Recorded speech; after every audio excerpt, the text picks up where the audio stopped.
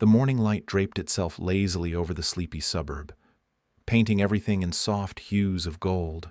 Our neighborhood, with its identically sprawling homes and precisely manicured lawns, was a place that prided itself on appearances. Here, every rose bush was pruned to perfection, every front door gleamed with fresh paint, and every fence stood as a silent testament to order. It was a community governed by unwritten rules and whispered judgments, embodied by the often unseen but always felt presence of the homeowners association. At its helm was Karen, with her perpetually pursed lips and a gaze sharp enough to cut through steel, was the enforcer of this suburban serenity.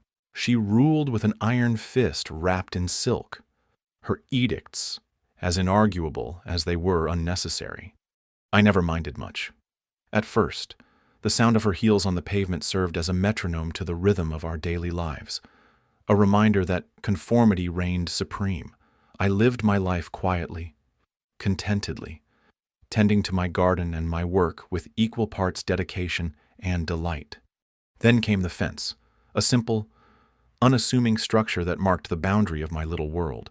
It was functional, sturdy, perhaps not exquisite, but it did its job, until Karen decided it was an affront to the neighborhood's aesthetic harmony.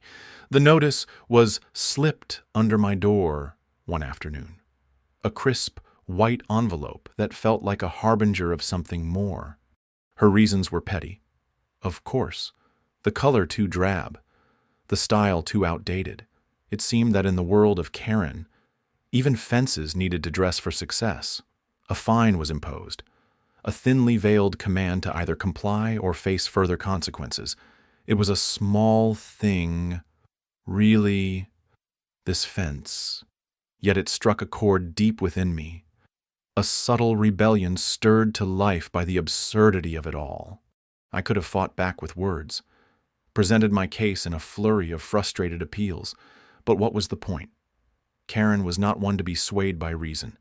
She thrived on control, on the dull pleasure of bending others to her will, so I responded the only way that felt right, with calm defiance. In the evenings, as shadows stretched long across the lawns, I pondered my next move. I could see Karen from my window sometimes, her silhouette a dark sentinel against the twilight.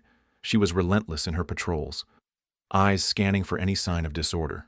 It was then that I decided if she wanted to play games, we would play, but on my terms. The plan unfolded slowly, deliberately. I enlisted the help of a contractor known for his discretion and skill. Together, we laid the groundwork for something that would not only meet the regulations but redefine them. It was a fence that would stand twice as tall, an unapologetic testament to my silent resistance. Each plank was placed with precision, each nail driven with purpose. As the structure rose, so too did my resolve. This was more than a fence. It was a statement, a declaration that my voice, though quiet, would not be drowned out by the clamor of conformity. The morning the new fence stood complete, I watched Karen from my window, her face a canvas of controlled composure.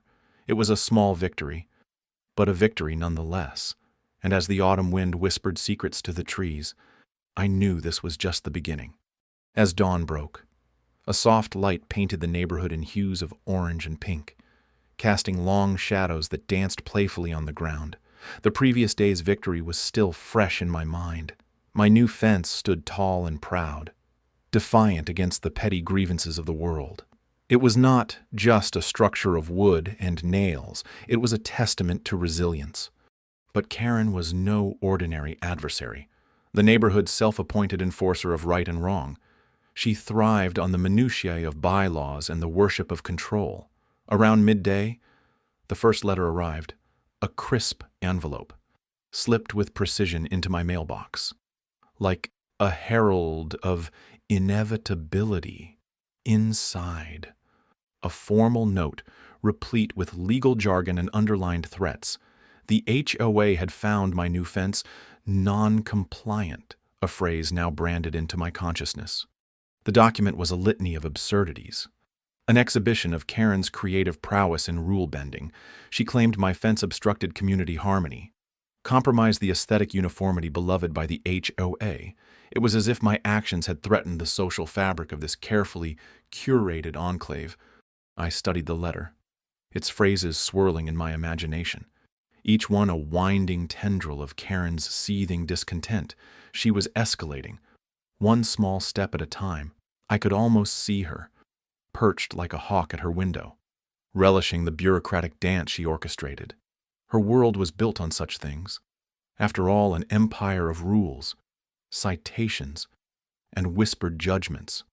2 days later, she stepped up her campaign. A notice on my door, another summons to a meeting. The curated print so formal, yet so charged with her personal vendetta. It seemed she had gathered the HOA board in a chorus against me, a tribunal in the making. The neighborhood began to buzz with the news, whispers threading through the air like invisible lines of tension. Karen was talking, and as always, people listened. Her voice was syrup-sweet, but carried the bite of a wasp. As I watched neighbors glance at my property, their eyes quick with curiosity or judgment, I wondered how much of what they saw was hers. Was I the villain in Karen's narrative, or merely a misunderstood anomaly? There was irony in her tenacity. The tighter she wound the cords of control, the more unraveled her own composure seemed to become. She had yet to realize that every action she took amplified her own rigidity and the futility of her fight against change. The neighborhood, once a quiet backdrop, now became a stage for this drama, Karen conducting, each of us unwilling players. Inside, I remained calm. There was a power in patience, a quiet strength in allowing events to unfold on their own accord. I would attend her meeting, face her committee of discontent, a gathering of the rule-bound, devoted to the notion that order was as fragile as the glass houses they lived in. I could see it all clearly now, the ironies, the hyperboles, the human follies laid bare under the morning sun. Let them call me defiant or unruly. I was merely a reflection of their fears, of the boundaries they themselves had built. As I prepared for the coming confrontation, a thought settled warmly in my mind. The fence was more than a barrier. It was a mirror, and in it, Karen saw herself. The summer sun drew long shadows across my backyard, a silent artist tracing lines that stretched like memories. My fence, twice as tall now, each slat a monument to defiance, loomed over the garden. It was a structure of simple elegance, stained a deep, defiant mahogany. Its height was imposing, a declaration that rose to meet the sky with quiet dignity. It was Karen's voice that echoed in my mind, a shrill reminder of bureaucratic frustrations and pristine lawn expectations. She had been an unwavering sentinel of the homeowners association, her eyes sharp as a hawk's, always searching for transgressions. Her latest target had been my modest fence, deemed an eyesore. Ironically, in her quest for conformity, she'd inadvertently inspired me to create this masterpiece of rebellion. I had documented everything meticulously, emails exchanged, each peppered with her passive-aggressive invectives, photos of the original fence, with its gentle charm and unassuming stature, sat beside images of my creation, now towering and unyielding. The contrast was stark. I'd collected statements from neighbors, their words dipped in a sweet honey of reluctant admiration. My case was a tapestry woven with the threads of her own stringent regulations. The real art, though, lay beyond the physical. My subtle counter was a dance of ink and paper, a symphony of legalese. The bylaws of the HOA, rigid and verbose, were my playground. A loophole artful in its simplicity had been the key. The rules stated no fence should exceed a certain height unless it served a functional purpose, privacy. An unintended gift from their own rulebook granted my fence legitimacy. I took a deep breath, letting the scent of cedar and earth ground me. Nature, indifferent to human squabbles, continued its cycle. Birds perched on the top of the fence, oblivious to its contentious existence. The leaves whispered secrets only they could understand. rustling softly in the breeze. In the days that followed, Karen's confrontation was inevitable. Her presence was preceded by the sharp staccato of heels on pavement. She stood at the edge of my lawn, her eyes narrowing as she surveyed my handiwork. I could almost hear the gears turning in her mind. A futile attempt to find fault. It was a high-wire act of patience and precision. I offered no words, just a subtle nod of acknowledgement. The silence stretched between us, thick as the summer air. Her frustration was palpable, a storm barely contained. When she finally spoke, it was not the eruption I anticipated. Instead, it was a single word, part admiration, part resignation. Clever. It was a grudging concession, but a victory nonetheless. I held back a smile, letting the moment settle into the soil like a seed. As she turned and walked away, the garden seemed to exhale, relieved by the retreat of tension. It was over, or perhaps only beginning. The fence stood as a testament to resolve, a silent guardian of my space. It would weather the elements, standing watch as seasons changed and years spun their stories. For now, it was enough, and in the quiet corners of my mind, I nurtured the small satisfaction of having outwitted the dragon, armed only with patience and a pen.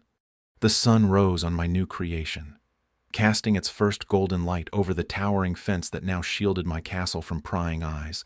It stood like a fortress wall, twice as tall as the former and more imposing than any barrier the HOA could have imagined.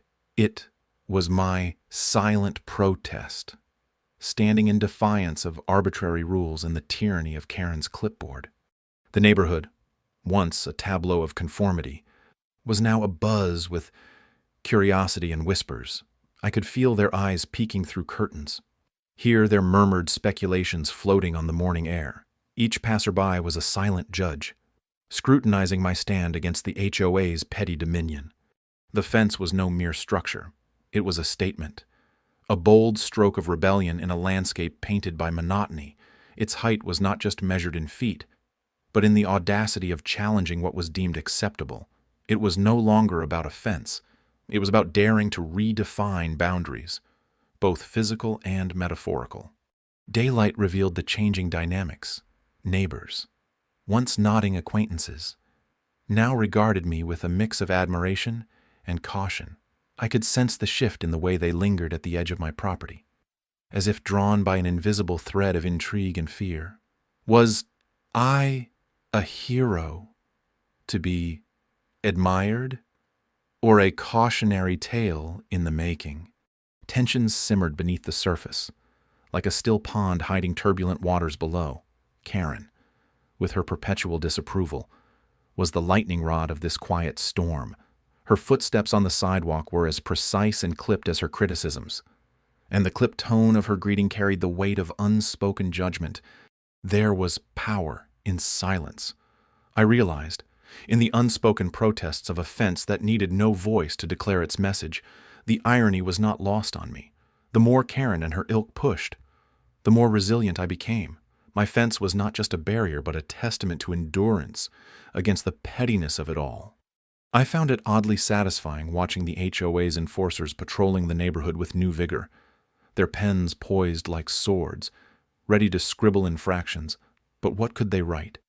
There was no rule against audacity, no clause to curtail the spirit of defiance that had inspired my towering wall. Emboldened by my quiet victory, I allowed myself a moment to savor the irony.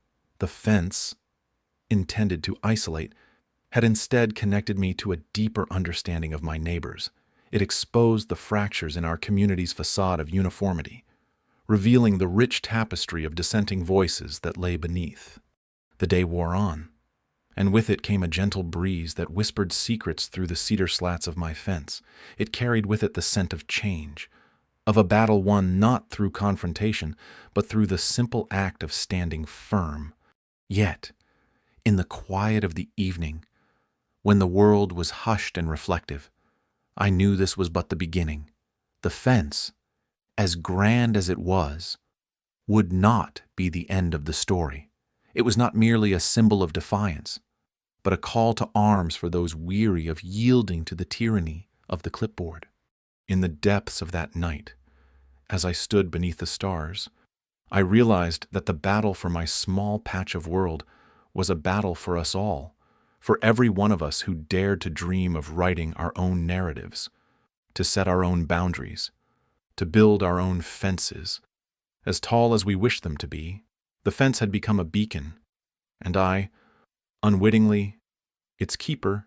The courtroom was smaller than I imagined, almost intimate, the kind of place where whispers seemed to echo louder than the bang of a gavel.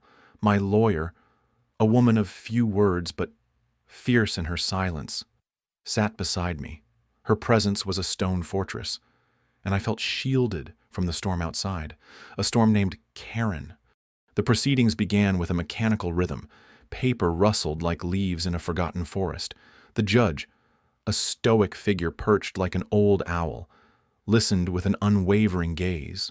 Karen sat opposite me, her posture rigid, her expression a blend of indignation and righteous fury.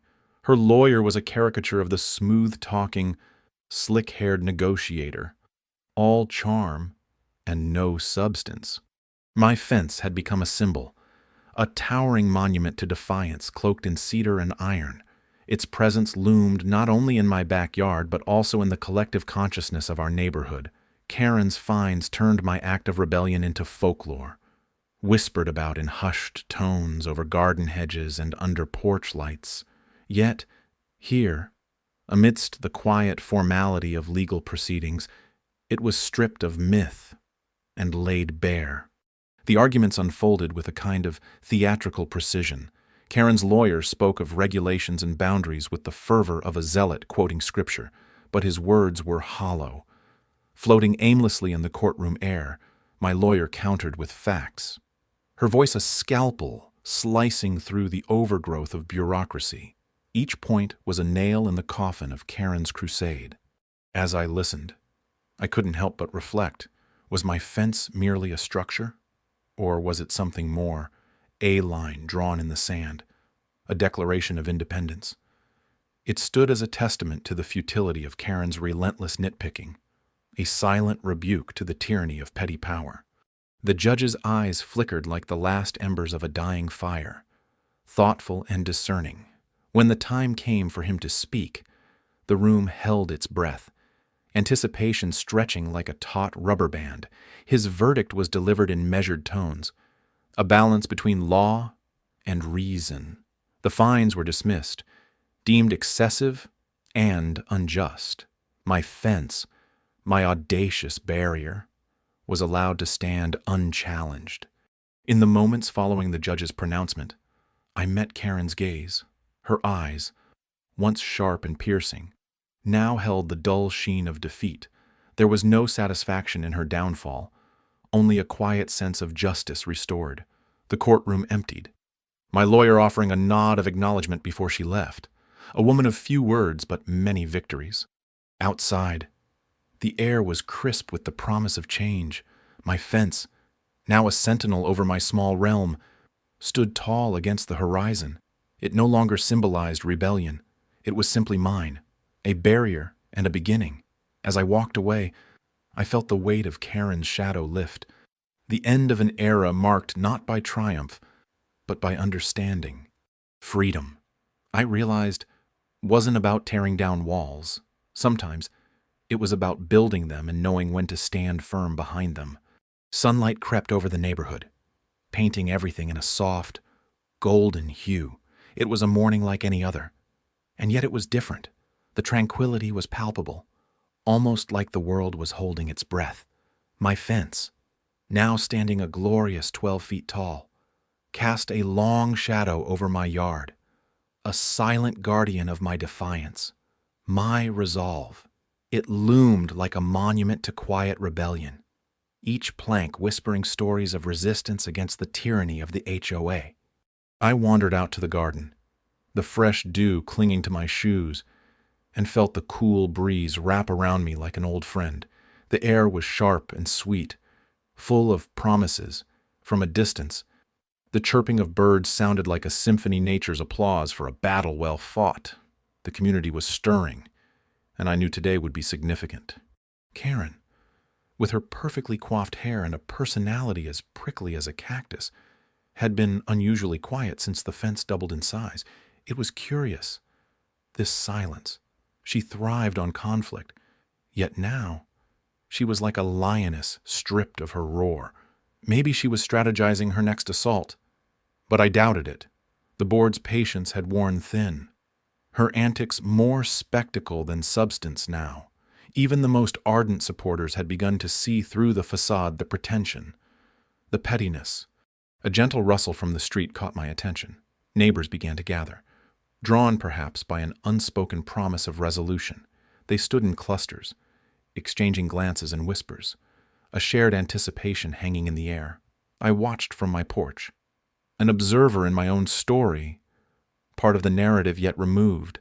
There was a sense of unity here, a quiet camaraderie born of shared grievances and whispered hopes. My mind drifted back to the months of friction, the fines and petty squabbles, the meetings filled with sharp exchanges and cold stares. I had never sought conflict, only fairness. The fence was more than a barrier of wood. It was a testament to standing ground, to not yielding to unearned authority. It was a symbol, and symbols are powerful. And then she appeared, striding down the sidewalk with her clipboard clutched tightly. Her face was a mask of determination, but her eyes betrayed her. They flickered with uncertainty, a hint of the storm that raged within. She paused at the edge of the lawn, her gaze trailing up the formidable structure that had become the talk of the community. For a moment, the world went silent, just her and the fence, a tableau of resistance and reaction. The audience held its breath, waiting for the next move in this intricate dance. But there was nothing, no outburst, no dramatic declarations, just the sound of the leaves rustling in the breeze. It was then that I realized the power had shifted. Karen was sidelined, not by force or decree, but by her own inability to recognize the limits of her influence. The community had seen through the guise, and her authority had been quietly, irrevocably diminished. She was a queen without a kingdom, an actor without an audience. I turned my back to the scene, content to let the story unfold without me. The community was restoring itself, healing in the way small towns do, slowly, quietly, with a resolve that seemed almost imperceptible. The fence stood tall behind me, its shadow long and true, a testament to the strength found in standing firm, in choosing battles wisely, and in knowing when to let others take up the mantle. As I retreated into the comfort of my home, the sounds of life returning to normal drifted through the open window. Laughter, chatter, the gentle hum of a neighborhood finding its rhythm once more. I closed my eyes, letting the peace wash over me. It was done. The battle was over. Karen was sidelined, and the community had found its way back to harmony.